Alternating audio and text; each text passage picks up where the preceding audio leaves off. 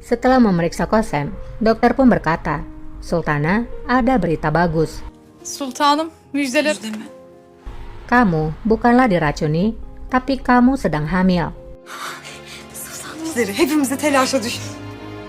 Semuanya nampak terkejut dan senang. Hechan pun berkata, ini karena Janet, dia membuat kita semua menjadi panik. Hadi. Aman yarabbim. Janet sampai di ruangan Zulfikar. Ia pun melihat Zulfikar bersama Humasa. Neler oldu burada? Sultanım. Janet berkata, oh Tuhan, apa yang terjadi Sultana? Humasa pun menjawab, Zulfikar telah diracuni Janet. Aku telah melakukan apapun yang aku bisa. Tapi... Lakin. Dan tiba-tiba Zulfikar pun muntah. Janet dan Humasa pun nampak lega. Karena dengan Zulfikar muntah, artinya racun telah berhasil dikeluarkan. Kepintaran dari Humasa telah menyelamatkan nyawa Zulfikar.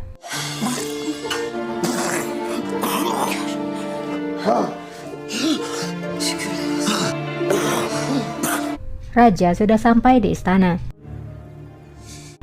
Raja pun berkata, aku tahu mengenai pajak itu, Dervis. Tapi bagaimana dengan pedagang yang kamu kumpulkan dari pelabuhan? Dervis menjawab, aku tidak mengambil satu koin pun untuk diriku rajaku. Aku mengirim semuanya ke bendahara. Tidak lama Murad tiba. Raja lalu bertanya padanya bagaimana hasil dari negosiasinya.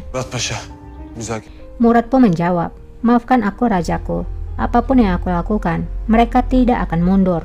Mereka bersikeras pada persyaratan mereka. Dervis menjawab, kamu datang jauh-jauh ke sini untuk mengatakan bahwa kita telah terpojok pasah. Murad menjawab, aku telah melakukan yang aku bisa. Kamu bisa mengambil negosiasi ini jika kamu mau pasah. Aku bertanya-tanya apakah kamu bisa mengubah pikiran mereka. Kafi.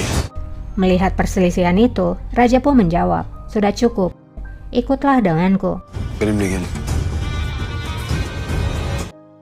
Di sisi lain, Bulbul berada di kedai. Para pria datang menemuinya dan berkata, kalau Nasupasa telah mengirimkan mereka untuknya. Bulbul menjawab, aku mencari kalian. Dari mana saja kalian? Pria itu pun menjawab, apa tugas kami? Bulbul pun berkata, tidak perlu bertanya. Ini adalah tugas rahasia. Kamu akan melakukan apapun yang aku katakan. Pergi dan tunggu di sudut. Pria itu pun berdiri di sisinya. Di penjara, Safiye akan mandi, dan Kalfa itu menuangkan air mandiannya. Karena air itu dingin, Safiye pun berkata, air ini dingin, bawakan aku air panas. Kalfa itu mengejeknya dan berkata, apakah kamu mau susu saja Sultana? Jadi kamu bisa mencuci dengan itu. Safiye pun berkata, kamu akan melakukan apapun yang aku perintahkan. Kalfa itu menjawab, apakah kamu berpikir kamu masih seorang sultana? Kamu telah berakhir. Mendengar ucapan Kalfa itu, Safiye menjadi kesal dan menamparnya. Safiye kemudian berkata, dasar kurang ajar.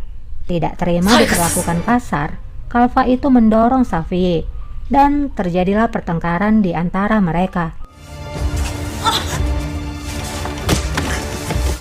Kembali kepada Bulbul, Selahattin Dede tiba di sana. Bulbul pun bertanya, sekarang beritahukan aku siapa pangeran yang hilang itu. Dede pun melihat ke sekeliling kedai itu. Kemudian ia pun berkata, dia belum tiba di sini Bulbul. Tidak lama Iskandar pun tiba di sana. Dede pun berkata, anak laki-laki itu berjalan melewati pintu. Bulbul pun melihatnya dan ia pun tidak menyangka kalau pria itu adalah Iskandar.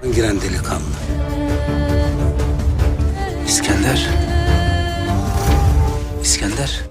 Selahattin Dede, apakah kamu yakin? Tanya Bulbul padanya. Dede pun menjawab, ya Bulbul Aga, itulah pria yang membawa baju jimat itu.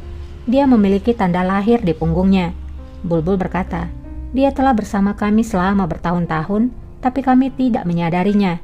Dia memang sebenarnya mirip dengan Safiye Sultan. Kembali kepada Safiye. Safia pun mencekik Kalfa itu, lalu berkata, "Kamu pikir siapa dirimu?" Beruntungnya Gurbus tiba di sana. Gurbus pun berkata, "Hentikan Sultana, jangan lakukan ini." Gurbus lalu menutup pintu itu dan membawa wanita itu. Safia berteriak, "Keluar!" Padahal sebenarnya mereka telah keluar.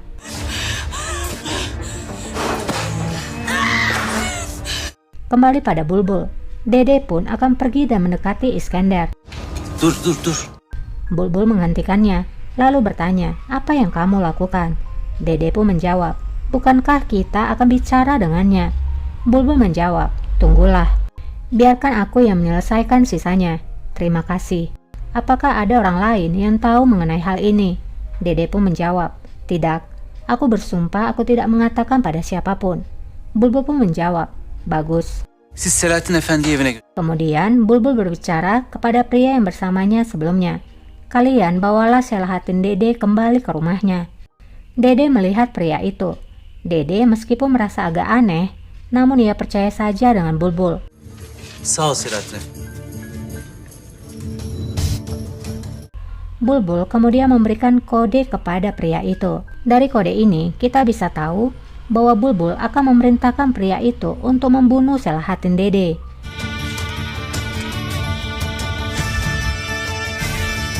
Di ruangan Kosem bertanya pada Hechan di mana Janet. Bu cennet. Gelir. Hechan pun menjawab, "Dia akan segera kembali, Sultana." Tidak lama, Janet pun tiba. Cennet acaba Kosem pun bertanya, "Mereka bilang Hacia telah menghilang." Janet pun menjawab, "Bukan hanya Hacia, Zulfikar Aga juga diracun." Zülfikar ayrı. Kembali kepada Raja. Raja berkata pada Murad, "Murad, kirimkan pesan kepada duta Austria bahwa kita akan menerima persyaratan mereka. Siapkan dokumen perjanjian perdamaian." Murad pun menjawab, "Kamu telah membuat keputusan yang benar, Rajaku. Setelah ini, maka kita bisa mengakhiri bandit Jalali, kemudian orang-orang kafir itu." Küffarın da Müsaade buyurun. Dervis pun tidak setuju, lalu ia berkata, "Biarkan aku yang mengambil alih negosiasi itu, Raja." Raja pun menjawab, "Sudah cukup Dervis Pasha. Saat ini kita harus mengumpulkan kekuatan." Dervis pun menjawab, "Kalau begitu, pastikan Austria menepati janji mereka dan membayar 200.000 florin." 1000 florini ödesinler. Raja pun menjawab, "Cukup adil. Kamu akan mengurusnya, Murad Pasha." Oğlum Murat Paşa. Zülfikar Ağa zehirlenmiş. Tidak lama, seorang aga menyampaikan bahwa Zulfikar telah diracuni.